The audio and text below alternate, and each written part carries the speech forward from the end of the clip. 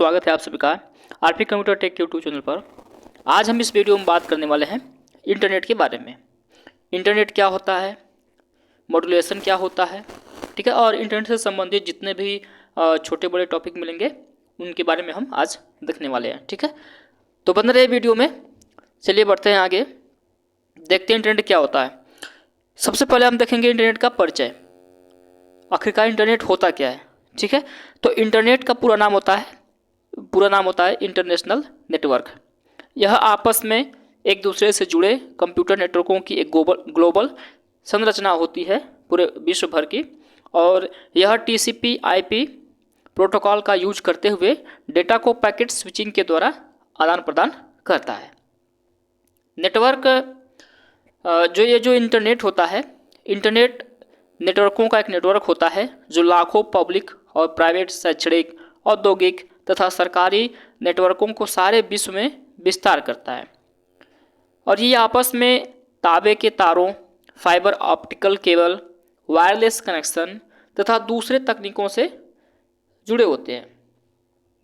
विश्व के लगभग सारे नेटवर्क इंटरनेट से जुड़े हैं। इंटरनेट कंप्यूटर पर आधारित अंतर्राष्ट्रीय सूचनाओं का एक तंत्र होता है, और इस तंत्र को सूचना राजपथ भी कहा जाता है।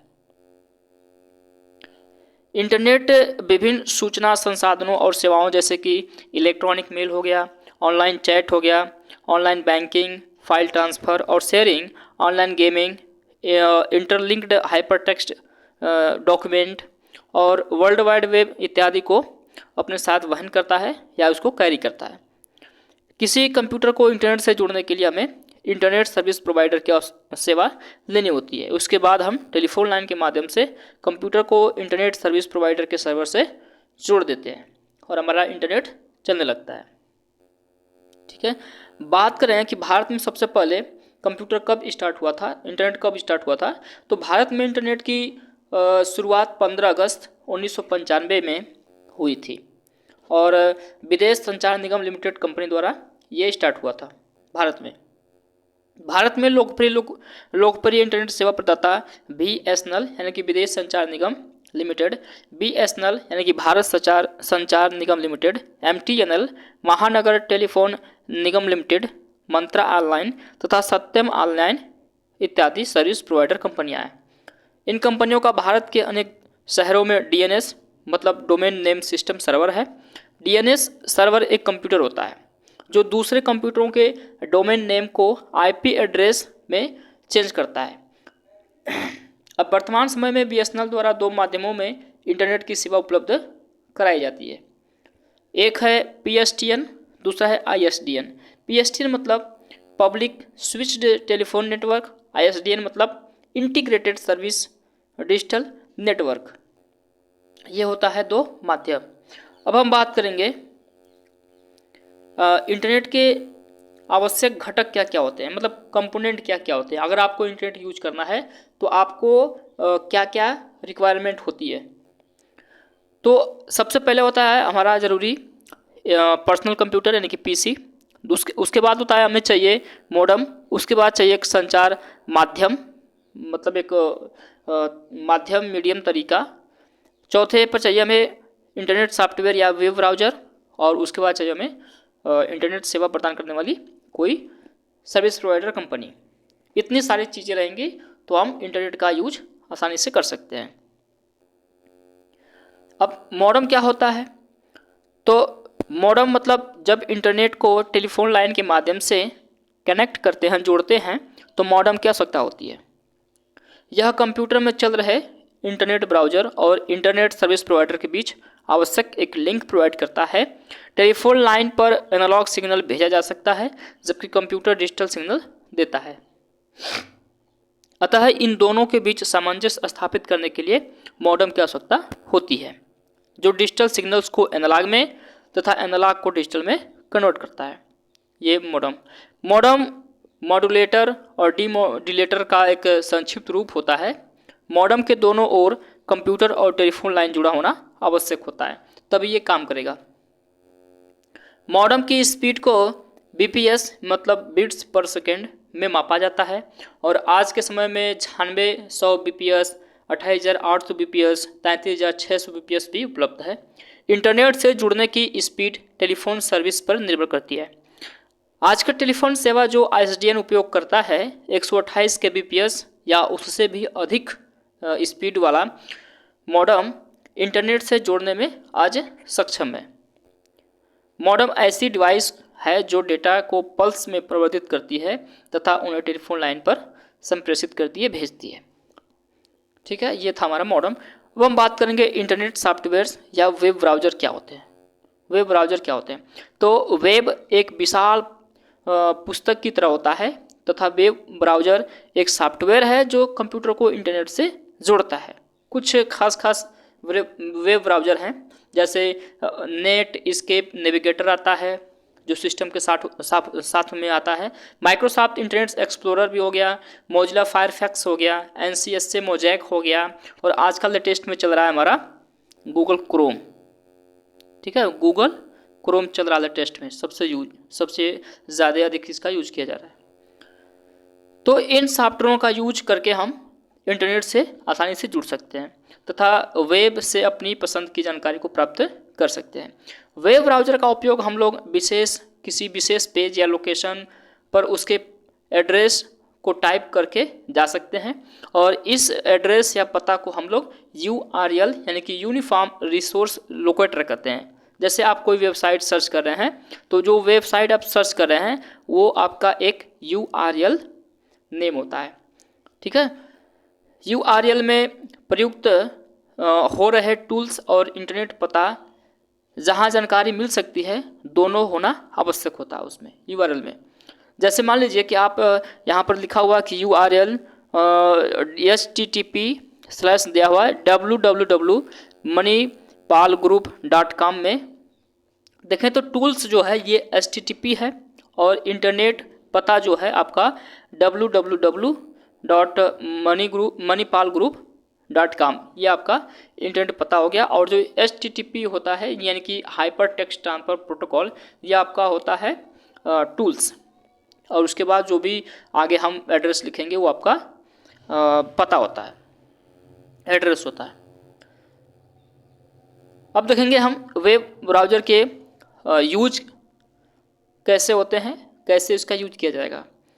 तो अगर आपको इंटरनेट पर एक्सप्लोरर ओपन करना है तो यहाँ पर हम बता दें कि सबसे पहले आप जाएंगे स्टार्ट बटन पर, उसके बाद प्रोग्राम में जाएंगे, और उसके बाद आपके कंप्यूटर सिस्टम में जो भी वेब ब्राउज़र इंस्टॉल्ड होगा आप वहाँ से जाके इसको ओपन कर सकते हैं, या उसका शॉर्टकट भी आपके डेस्कटॉप पर बना होता है, आप वहाँ से डायरेक्ट डेस्कटॉप से ही ओपन कर सकते हैं।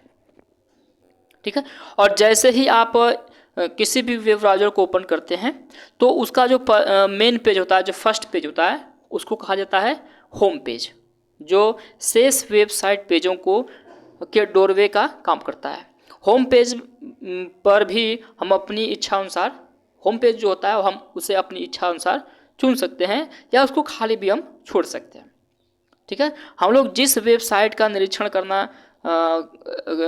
करना चाहते हैं उसका हम आसानी से URL टाइप करके उसे खोज सकते हैं, ढूंढ सकते हैं, सर्च कर सकते हैं, जिससे हमें उस साइट पर उपलब्ध जानकारी या सेवाएं जो भी होती हैं वो हमें आसानी से मिल जाती हैं।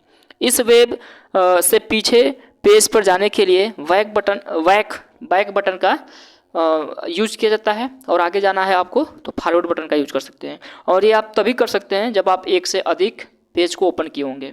ठीक है, तभी आप एक से दूसरे से तीसरे और तीसरे से दूसरे और पहले पर आसानी से बैक और फॉरवर्ड हो सकते हैं, इनका यूज कर सकते हैं। टूल बार के होम बटन पर क्लिक करने पर हम आसानी से होम पेज पर आ जाएंगे, या दूसरा URL टाइप करके वेब पेज को हम ओपन भी कर सकते हैं। वेबसाइट वेब पेजों, चित्र, ध्वनि और एनिमेशन आदि का समूह होता है, और किसी भी वेबसाइट का नाम www यानी कि वर्ल्ड वाइड वेब से स्टार्ट होता है। जिस साइट का हम प्राय प्रयोग करते हैं उसके URL को हम बुकमार्क भी कर सकते हैं, ताकि हम आसानी से उस पर बस एक बार क्लिक करें और वो हमारा आसानी से ओपन हो जाए। अब देखेंगे हम इंटरनेट का यूज कहाँ पर और कैसे होता है। तो सबसे पहले हम देखेंगे सूचनाओं की खोज में, यानी कि सर्च फॉर इंफॉर्मेशन। अगर हमें इंटरनेट पर कोई भी जानकारी चाहिए, कुछ ढूंढना है, तो हम आसानी से उसको ढूंढ सकते हैं। इंटरनेट पर बहुत सारे साइट्स होते हैं जिनमें लिटरेचर, सिनेमा, शेयर्स, संगीत और भी बहुत सारी ढेरों सारी जानकारियाँ इलेक्ट्रॉनिक रूप में उपलब्ध होती हैं। लेकिन अगर हम इनको ढूंढ पाने में सक्षम नहीं होते हैं तो इंटरनेट पर सर्च टूल भी हैं जिन पर इन्हें टाइप करके हम आसानी से वहाँ पर पहुँच सकते हैं और ब्राउज करके ढूंढ सकते हैं। कुछ सर्च इंजन हैं, जैसे आपका गूगल हो गया, यानी कि google.com, और Lycus.com है, उसके बाद yahoo.com है और खोज.com है, ठीक है। और साइबर आपका 411 यानी कि साइबर 411 411 एक विशाल सर्च इंजन है। ऐसे ऐसे करते हुए बहुत सारे सर्च इंजन बनाए गए हैं जो आपके परिणाम को या आपकी जानकारी को, जो भी आप ब्राउज करना चाहते हैं, ढूंढना चाहते हैं, तेज़ी से ढूंढ सकते हैं और आपकी जानकारी को प्राप्त करा सकते हैं, ठीक है। ये जो खोज है, खोज भी आपका एक भारतीय सर्च इंजन है, आप इसको भी आसानी से यूज़ कर सकते हैं, जो प्योर इंडियन का बनाया गया ब्राउज़र है। अब हम देखेंगे इलेक्ट्रॉनिक मेल के बारे में। मेल क्या होता है? तो व्यापक रूप से प्रयोग होने वाला इंटरनेट ये ईमेल सेवा है, जिसे संक्षिप्त में ईमेल कहते हैं। ईमेल पते के दो भाग होते हैं, एक होता है यूजर नाम और दूसरा होता है डोमेन नेम। इसके द्वारा मैसेज को आसानी से भेजा जा सकता है और आसानी से प्राप्त भी किया जा सकता है। इसके लिए प्रत्येक यूजर का ईमेल एड्रेस और पासवर्ड होता है, ठीक है, जो ईमेल अकाउंट बनाकर प्राप्त किया जा सकता है। पासवर्ड से यूजर्स अपने ईमेल की गोपनीयता बरकरार रख सकता है। ईमेल का सब्जेक्ट संदेश के विषय वस्तु के बारे में बताता है, जो आप भेज रहे होते हैं उसके बारे में उसमें टाइप किया जाता है। ईमेल अकाउंट में एक स्टोरेज एरिया होता है जिसे मेल बॉक्स कहते हैं। प्रेषित मेल या भेजी गई मेल प्राप्तकर्ता के मेल बॉक्स में चली जाती है, जिसे खोल करके आप आसानी से उसको पढ़ सकते हैं, देख सकते हैं। ईमेल के साथ में ध्वनि, ग्राफ, फाइल, फोटो आसानी से जोड़कर भेजा जा सकता है, जिसे हम लोग अटैचमेंट कहते हैं। अटैचमेंट के माध्यम से आप कोई कुछ भी जोड़ करके आप अटैच करके भेज सकते हैं। यहाँ पर ये जो ईमेल का जो कार्य होता है, ईमेल इतना सुविधा है कि ये जो डाक टिकट हम लोग पहले यूज करते थे, डाक टिकट का यूज इसमें नहीं किया जाता है। इसकी क्या बोलते हैं, ज़रूरत को ये कम कर दिया है और संदेश को भेजने और प्राप्त करने में लगे समय की बचत भी करता है। ड्राफ्ट फोल्डर संदेशों की काफिया रखता है, जिसे हम स्टार्ट करते हैं या भेजने के लिए तैयार नहीं किए हैं, उसको भी वो सेव करके रख लेता है। अच्छा, ईमेल को किसने बनाया और कब बनाया, तो इसको देखते हैं। ईमेल का जन्मदाता माना जाता है आर टॉमलिंसन को, ठीक है। ईमेल का जन्मदाता आर टॉमलिंसन को माना जाता है। पहला फ्री ईमेल सेवा के जन्मदाता हमारे भारतीय सबीर भाटिया हैं, जिन्होंने जून 1996 में हॉटमेल सेवा स्टार्ट की थी। और भारत में सबसे अधिक यूज होने वाली ईमेल आईडी है हमारा हॉटमेल। हॉटमेल सबसे अधिक भारत में फ्री में यूज होने वाली ईमेल आईडी है। भारत में प्रमुख ईमेल प्रदान करने वाले साइट हैं, जैसे रेडिफ मेल हो गया, रेडिफ मेल भी बहुत ज़्यादा यूज हुआ, याहू मेल हो गया, हॉटमेल हो गया, india.com हो गया, जीमेल जो आजकल प्रेजेंट टाइम में चल रहा है। तो इतने सारे ईमेल के प्रोवाइडर हैं या साइट्स हैं। अब हम बात करेंगे दूसरे व्यक्तियों से आप कैसे बातचीत कर सकते हैं, कैसे उनसे चैट कर सकते हैं, ठीक है। तो यदि हम अनजान व्यक्ति से बात करना चाहते हैं या नया दोस्त बनाना चाहते हैं तो इंटरनेट सबसे अच्छा माध्यम साबित हो सकता है। चैट प्रोग्राम के द्वारा बिना किसी व्यक्ति की भौगोलिक स्थिति जाने हुए हम बातचीत कर सकते हैं। चैट के अंतर्गत यूजर किसी विषय पर लिखित रूप से चर्चा भी करते हैं। इंटरनेट से जुड़े कंप्यूटरों का यूज करके दो या दो से अधिक व्यक्ति आपस में चैटिंग या बातचीत वार्तालाप कर सकते हैं। तो जब दो या दो से अधिक व्यक्ति आपस में बातचीत करते हैं तो उस को कंप्यूटर की भाषा में चैटिंग कहा जाता है, ठीक। अब हम बात करेंगे टेलनेट की। टेलनेट क्या होता है? तो टेलनेट प्रोग्राम का प्रयोग करके हम दूसरे कंप्यूटर को जोड़कर ऐसे कार्य करते हैं जैसे हम उसके कीबोर्ड के पास बैठे हों। हम अपने कंप्यूटर द्वारा दूर स्थित कंप्यूटर पर कार्य कर सकते हैं तथा उसके संसाधनों का यूज कर सकते हैं। इसे रिमोट लॉगिन भी कहते हैं। और इसका सबसे अच्छा एग्जांपल हमारा एनीडेस्क, टेलनेट जो होता है वो एनीडेस्क को आप मान सकते हैं। इसके माध्यम से आप किसी भी दूर बैठे किसी व्यक्ति के कंप्यूटर को आप कंट्रोल कर सकते हैं, यूज कर सकते हैं और आसानी से उसको चला सकते हैं और उसकी ज़रूरत के अनुसार आप उसकी प्रॉब्लम को भी सॉल्व कर सकते हैं। यूजनेट क्या होता है? तो यूजनेट यह लोगों का समूह है जो सभी जगह मान्यता प्राप्त एक या एक से अधिक लेवल न्यूज़ ग्रुप के द्वारा विषय की अदला बदली करता है। यूजनेट अपने यूजर के लिए उपलब्ध ग्रुप के सेट के बारे में डिसीजन लेता है और यह सेट हर साइट के लिए अलग अलग होती है। अब देखते हैं www के बारे में, यानी कि वर्ल्ड वाइड वेब के बारे में। तो वर्ल्ड वाइड वेब और इंटरनेट दोनों दो चीज़ें होती हैं, परंतु दोनों एक दूसरे पर डिपेंड होती हैं, निर्भर करती हैं। वर्ल्ड वाइड वेब जानकारी युक्त पेजों का विशाल संग्रह है जो एक दूसरे से जुड़ा है, जिसे वेब पेज कहते हैं। वेब पेज HTML भाषा में लिखा होता है जो कंप्यूटर में प्रयोग होने वाली एक भाषा है। HTML hyper text markup language का एक छोटा सा रूप होता है। हर पेज टेक्स्ट, चित्र, ध्वनि क्लिप, वीडियो क्लिप, एनिमेशन और विभिन्न चीज़ों का एक संयोग है, कॉम्बिनेशन है। वेब पेज को जो रोचक बनाता है वह कहलाता है हाइपरलिंक, जिसे अक्सर लिंक कहा जाता है कि हमने ये चीज़ लिंक किया है, वो हाइपरलिंक होता है। हाइपरलिंक पर माउस पॉइंटर से पॉइंट करने पर पॉइंटर का आकार हैंड की तरह, यानी कि हाथ के रूप में बदल जाता है और हर लिंक किसी दूसरे पेज को इंडिकेट करती है और जब हम उस पर क्लिक करते हैं तो हमारा ब्राउज़र लिंक से जुड़े पेज को प्राप्त करता है। और इस तरह से कहें तो वर्ल्ड वाइड वेब एक विशाल सूचनाओं का डेटाबेस है तथा हर सूचना एक दूसरी सूचना से जुड़ी होती है। वेब पेज को रिलोड करने के लिए रिलोड बटन का यूज करते हैं। वर्ल्ड वाइड वेब यानी कि www का विकास टिम बर्नर्स-ली ने 1989 में किया था, यानी कि 1989 में टिम बर्नर्स-ली ने इसका विकास किया था। ठीक है, अब हम बात करेंगे FTP। FTP क्या होता है? यानी कि file transfer protocol.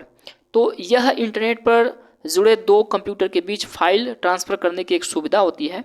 Web browser का यूज हम फाइल को डाउनलोड तो कर सकते हैं पर अपलोड नहीं कर सकते।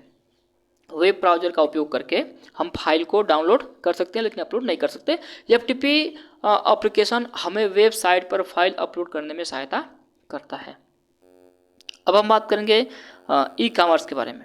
ई कॉमर्स क्या होता है? तो ई कॉमर्स बिना कागज़ के व्यापार जानकारी का इलेक्ट्रॉनिक डेटा इंटरचेंज के आदान प्रदान से होता है। ई कॉमर्स के अंतर्गत वस्तुओं या सेवाओं को खरीद या बिक्री इलेक्ट्रॉनिक सिस्टम जैसे इंटरनेट के द्वारा होता है और यह इंटरनेट का व्यापार होता है। ई कॉमर्स में कुछ भी हम सामान खरीदते हैं, बेचते हैं या बिजनेस करते हैं जो इंटरनेट कंप्यूटर के माध्यम से जुड़ा होता है, तो वो होता है हमारा ई कॉमर्स। वीडियो कॉन्फ्रेंसिंग क्या होती है?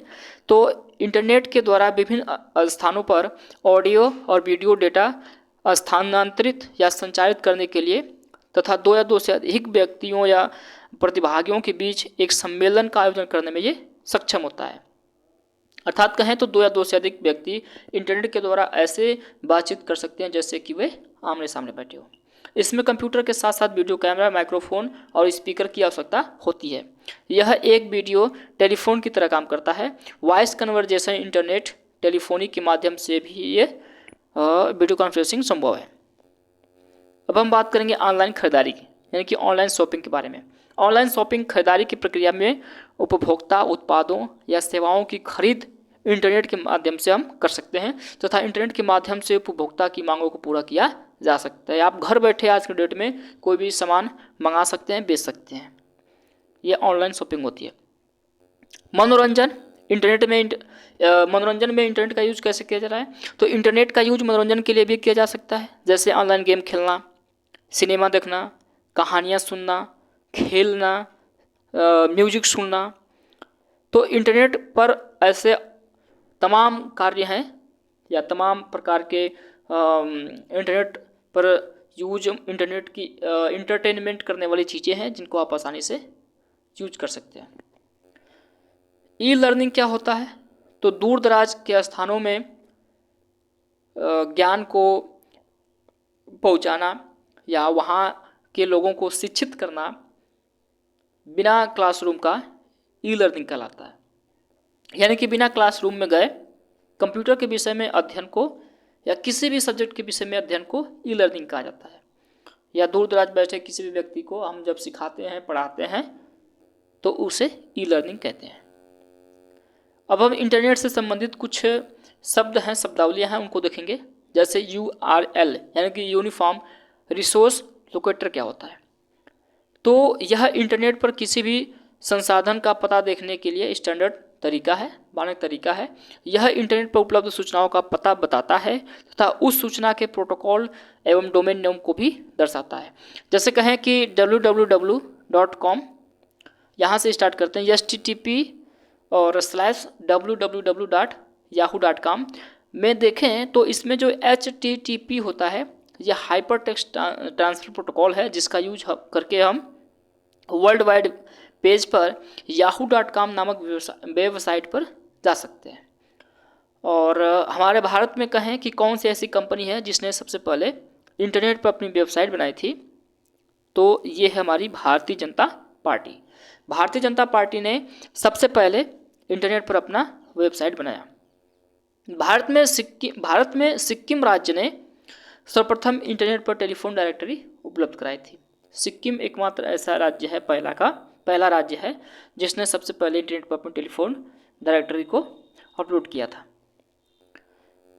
अब हम बात करेंगे TCP और IP के बारे में। TCP और IP क्या होता है? तो TCP का फुल फॉर्म होता है ट्रांसमिशन कंट्रोल प्रोटोकॉल और IP का मतलब होता है इंटरनेट प्रोटोकॉल। यह नियमों का एक समूह होता है जो इंटरनेट कैसे कार्य करता है इसका डिसीजन करता है। यह दो कंप्यूटर के बीच सूचना ट्रांसफर और सूचना संचार को संभव बनाता है, कम्युनिकेशन को संभव बनाता है। TCP IP। अपलोड क्या होता है? तो एक स्थानीय कंप्यूटर से दूर स्थित कंप्यूटर पर डेटा ट्रांसफ़र करने की प्रक्रिया अपलोड कहलाती है। जब हम अपने कंप्यूटर से इंटरनेट पर किसी दूसरे कंप्यूटर को उपयोग करने के लिए फाइल की प्रतिलिपि भेजते हैं तो उस प्रक्रिया को अपलोड करना कहते हैं। ठीक, आई होप समझ गए हो। अब इसका ठीक उल्टा होता है डाउनलोड। तो जो हम डाटा यहाँ से अपलोड करते हैं, भेजते हैं, अगर वो सामने वाला व्यक्ति उस डाटा को जब अपने कंप्यूटर के अंदर स्टोर करता है, सेव करता है, तो उस प्रक्रिया को डाउनलोड करते हैं। मतलब कि एक दूर स्थित कंप्यूटर या सर्वर से स्थानीय कंप्यूटर के लिए डेटा हस्तांतरण की प्रक्रिया डाउनलोड कहलाती है। या ऐसे कहें कि जब हम अपने कंप्यूटर में इंटरनेट के यूज से दूसरे कंप्यूटर या सर्वर से फाइल की प्रतिलिपि रख रहे होते हैं, डाल रहे होते हैं, तो उस प्रक्रिया को डाउनलोड कहते हैं। ठीक है, ये होता है डाउनलोड। अब हम देखेंगे गेटवे क्या होता है। गेटवे ये संचार यंत्र या प्रोग्राम होता है जो दो अलग अलग प्रोटोकॉल वाले नेटवर्क के बीच डेटा को भेजने का कार्य करता है। ये गेटवे होता है। IP एड्रेस क्या होता है? तो IP एड्रेस 4 संख्याओं का एक समूह है जो डॉट से अलग होता है, जिसका एक भाग नेटवर्क का पता और दूसरा भाग नोड का पता बताता है। नेटवर्क में जुड़े कंप्यूटर नोड का IP एड्रेस खास तथा अलग अलग होता है। जैसे कहें IP एड्रेस का एग्जांपल लें तो यहाँ पर 202 पॉइंट लिखा 54.15.178 में 202.54 है ये नेटवर्क का एड्रेस हो गया और 15.178 जो है ये नोड का एड्रेस होता है। तो इस तरीके से जो IP एड्रेस होता है ये इनके दो भाग होते हैं। HTTP क्या होता है? HTTP का मतलब होता है हाइपर टेक्स्ट ट्रांसफर प्रोटोकॉल। ये इंटरनेट पर उपलब्ध एप्लीकेशन स्तर का एक प्रोटोकॉल होता है जो वेब पेज के प्रसारण या ब्रॉडकास्टिंग का निर्धारण करता है। स्पैम क्या होता है? तो स्पैम मतलब इंटरनेट पर लोगों को संदेश या विज्ञापन बार बार भेजना जिनका उन्होंने कोई भी रिक्वेस्ट नहीं किया था, अर्थात अनवांटेड जो मैसेज होते हैं या एडवर्टाइजमेंट होते हैं जो लोगों के ईमेल बॉक्स में बिना उनके रिक्वेस्ट के भेज दिए जाते हैं उनको हम स्पैम के नाम से जानते हैं। ये अनसॉलिसिटेटेड या जंक ईमेल होते हैं जो सर्वर या किसी कंप्यूटर को हैक करने के लिए भी यूज किए जा सकते हैं। तो ये आपको जानकारी होनी चाहिए कि अगर हमने किसी मैसेज को नहीं मंगाया है और फिर भी वो मैसेज अनवांटेड तरीके से हमारे कंप्यूटर सिस्टम के ईमेल बॉक्स में पड़ा हुआ है तो उसे बिना ओपन किए हम डिलीट मार दें, नहीं तो हमारा कंप्यूटर सिस्टम हैक भी हो सकता है और आपकी जानकारी भी चुराई जा सकती है। डोमेन नेम सिस्टम क्या होता है? तो एक विशेष नाम है जो इंटरनेट साइट की पहचान बताता है। डोमेन नेम सिस्टम किसी इंटरनेट वेबसाइट का यूआरएल के अंत में डॉट के बाद के नाम को डोमेन नाम कहते हैं। जैसे आपने http.www.yahoo.com में जो .com होता है वो आपका डोमेन नेम होता है, ठीक है। डॉट जो कॉम लगता है, डॉट के बाद जो भी आप लगाएंगे वो आपका डोमेन नेम होता है। और या तो ये किसी देश को या किसी कंट्री या किसी संस्था इंस्टीट्यूट को ये इंडिकेट करता है। जैसे समझने के लिए देखें एग्जांपल के तौर पर डॉट यहाँ पर देखें एग्जांपल में तो डॉट एक्रो लिखा हुआ है। एक्रो का मतलब होता है एविएशन। डॉट जीओवी का मतलब होता है सरकारी संस्था या गवर्नमेंटल संस्था। डॉट इन का मतलब होता है डॉट इंडिया, मतलब कोई भारत की जानकारी है। डॉट नेट मतलब इंटरनेट पर उपलब्ध विश्व में कहीं से वो जानकारी हमको मिल सकती है। डॉट नेम मतलब किसी का पर्सनल हो गया। अगर डॉट जॉब्स लगा है तो केवल जानकारी से, नौकरी से संबंधित जानकारी हमको मिलेगी। डॉट बिज लगा हुआ है यानी कि बिजनेस ऑर्गेनाइजेशन से संबंधित जानकारी मिलने वाली है। डॉट ईडीयू लगा है, इसका मतलब है कि कोई शैक्षिक संस्था से जानकारी हमको प्राप्त होना है। डॉट ओआरजी लगा है मतलब किसी ऑर्गेनाइजेशन या संस्था से संबंधित जानकारी है। डॉट मिल लगा है, मिल का मतलब होता है मिलिट्री, तो किसी मिलिट्री से संबंधित जानकारी मिल सकती है। डॉट एशिया मतलब एशिया से संबंधित जानकारी। डॉट कॉम लगा दिया तो कोई कॉमर्शियल जानकारी हमको मिलने वाली है। ये होता है इसका मतलब डोमेन नेम सिस्टम, ठीक है।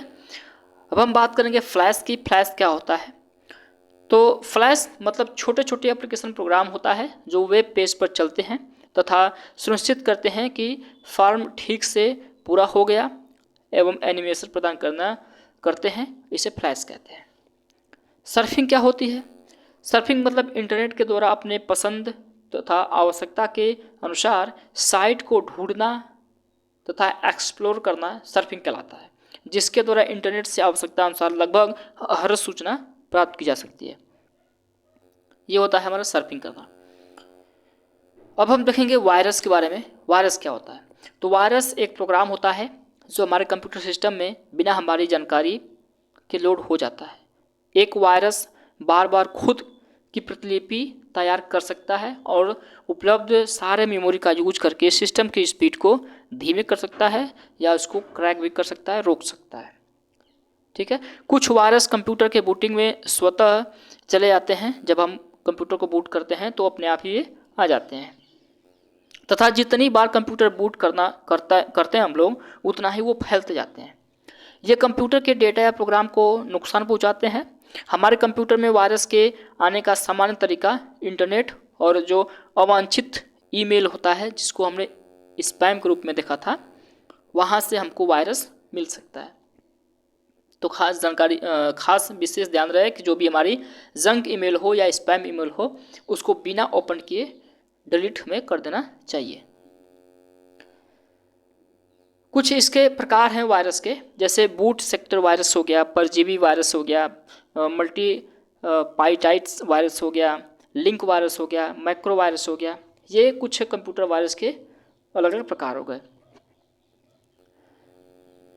वायरस को नष्ट करने के लिए बनाए गए प्रोग्राम या सॉफ्टवेयर को एंटीवायरस कहते हैं।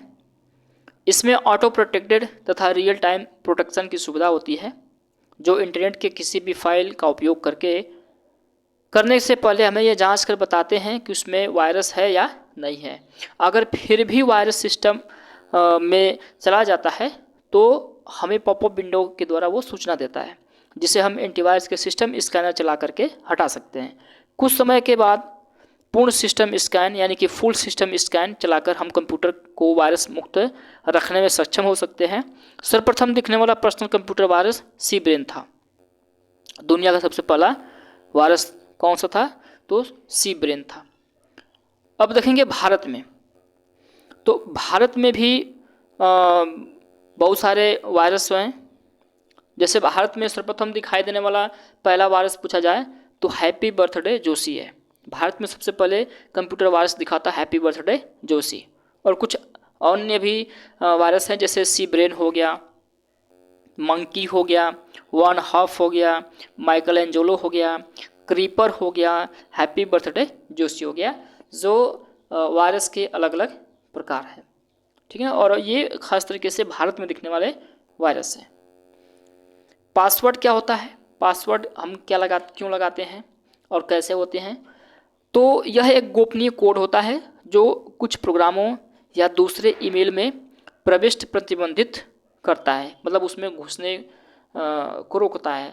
जो अनजान व्यक्ति होते हैं, आप किसी भी ईमेल के एड्रेस को ओपन नहीं कर सकते बिना पासवर्ड के। इसके यूज से हम कुछ प्रोग्राम, डाटा या ईमेल को सुरक्षित रख सकते हैं।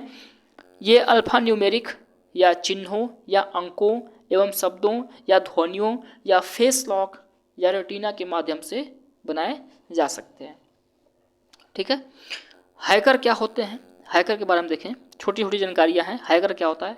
तो जो व्यक्ति अन्य व्यक्तियों के कंप्यूटर और कंप्यूटर नेटवर्क से जानकारी गैर कानूनी तरीके से ढूंढता है, प्राप्त करता है और उसे हानि पहुंचाने के लिए प्राप्त करता है या हानि पहुंचाने की कोशिश करता है, तो उस व्यक्ति को हैकर कहा जाता है।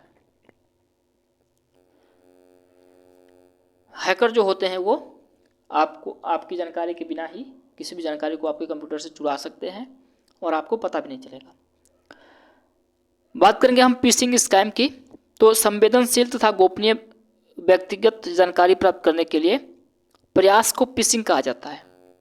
जैसे किसी व्यक्ति विशेष के बैंक खाता संख्या, पासवर्ड तथा क्रेडिट कार्ड का विवरण बिना उससे पूछे निकालना हमारा फिशिंग कहलाता है। इसके लिए स्कैमर ईमेल, फैक्स या किसी कंपनी की आधिकारिक वेबसाइट के समान अवैध वेबसाइट का सहारा भी लिया जाता है और उससे भेजा जाता है, ताकि आप उसमें फंस जाएं और उस लिंक को आप प्रेस करें, ओपन करें और आप उनके अंतर्गत आने वाली जानकारी को आसानी से दे दें जो वो चाहते हैं। अब हम देखेंगे मल्टीमीडिया। मल्टीमीडिया क्या होती है? तो लोग आपस में अपनी बातचीत कहने या एक दूसरे तक कोई सूचना पहुंचाने के लिए अलग अलग माध्यम की सहायता लेते हैं। ये माध्यम जैसे ध्वनि हो गया, वीडियो हो गया, सिंबल हो गया, टेक्स्ट हो गया या एनिमेशन के रूप में भी हो सकते हैं। मल्टीमीडिया अपनी बात या सूचना को एक से अधिक व्यक्ति तक आसानी से किसी माध्यम का यूज करके पहुंचा सकते हैं। दूसरे शब्दों में कहें तो शब्द हो गया, ध्वनि हो गया, ग्राफिक्स तथा एनिमेशन का एक साथ संपादित होना मल्टीमीडिया होता है। एक साथ यूज होना मल्टीमीडिया होता है। एक मल्टीमीडिया आधारित कंप्यूटर में सारे आवश्यक हार्डवेयर तथा सॉफ्टवेयर होने चाहिए जो इन सारे कार्यों को एक साथ करने में सक्षम हो। अब क्या क्या चाहिए उसको देख लेते हैं। तो सबसे पहले चाहिए हमको एक ग्राफिक्स एक्सेलरेटर कार्ड। दूसरा चाहिए हमको CD ROM drive, sound card, microphone, camera और उसके बाद मल्टीमीडिया सॉफ्टवेयर होना चाहिए। मल्टीमीडिया का यूज कहाँ कहाँ होता है? तो शिक्षा और प्रशिक्षण देने में, एजुकेशन एंड ट्रेनिंग में, बिजनेस में, इंटरटेनमेंट में, साइंस में, और आज का डेट में तो मल्टीमीडिया हो, इंटरनेट हो, कंप्यूटर हो, हर सेक्टर में किया जा रहा है। इनके मल्टीमीडिया के अंतर्गत क्या क्या आते हैं? तो मल्टीमीडिया के अंतर्गत आते हैं हमारे शब्द, चित्र और चलचित्र। जैसे अगर हम शब्द को देखें तो इसके अंतर्गत स्क्रीन पर शब्दों को दिखाया जाता है। इसका यूज सूचनाओं को प्रदान करने के लिए भी किया जाता है। शब्दों को विशेष टूल्स यानी कि स्पेशल टूल्स जैसे बोल्ड, ब्लिंक, अंडरलाइन का यूज करके और भी आकर्षक और सुंदर बनाया जा सकता है। चित्र को देखें तो कंप्यूटर के द्वारा अच्छी गुणवत्ता के चित्र स्क्रीन पर तैयार किए जाते हैं। किसी सूचना को लोगों को सरलता से समझाने के लिए शब्दों के साथ साथ हमें चित्र का यूज करना भी चाहिए। चलचित्र क्या होता है? चलचित्र में देखें तो मल्टीमीडिया प्रोग्राम का यूज करके कंप्यूटर को टेलीफोन के रूप में भी प्रयोग किया जा सकता है। पारिवारिक उत्सव फिल्मों तथा शिक्षाप्रद फिल्में आदि को सीडी यानी कि कम्पैक्ट डिस्क में स्टोर करके कंप्यूटर पर देखा जा सकता है। ये हो गया हमारा एनिमेशन मूवी। एनिमेशन क्या होता है? तो एनिमेशन मतलब यह ग्राफिक्स चित्रों का समूह होता है जिसे तेजी से एक के बाद दूसरा दिखाया जाता है ताकि वह सिनेमा की तरह गतिशील होकर दिखाई दे। इसका उपयोग जो होता है बच्चों के cartoon, film, video game, automobile उद्योग आदि सुरक्षित ड्राइविंग के लिए फिल्म बनाने में भी इसका यूज किया जाता है। तो दोस्तों ये हो गया हमारा इंटरनेट से संबंधित छोटा सा एक टॉपिक, और अब हम अगले वीडियो में इस टॉपिक से संबंधित बनने वाले जितने भी MCQ होंगे उनको हम अगली वीडियो में देखेंगे। तो अगर यह वीडियो आपको अच्छी लगी हो तो प्लीज़ वीडियो को लाइक कर दीजिए। चैनल को सब्सक्राइब नहीं किए हैं तो प्लीज़ चैनल को सब्सक्राइब करके रखिए ताकि इसके आगे की वीडियो की नोटिफिकेशन आपको मिल सके। आज की वीडियो में इतना ही। जय हिंद।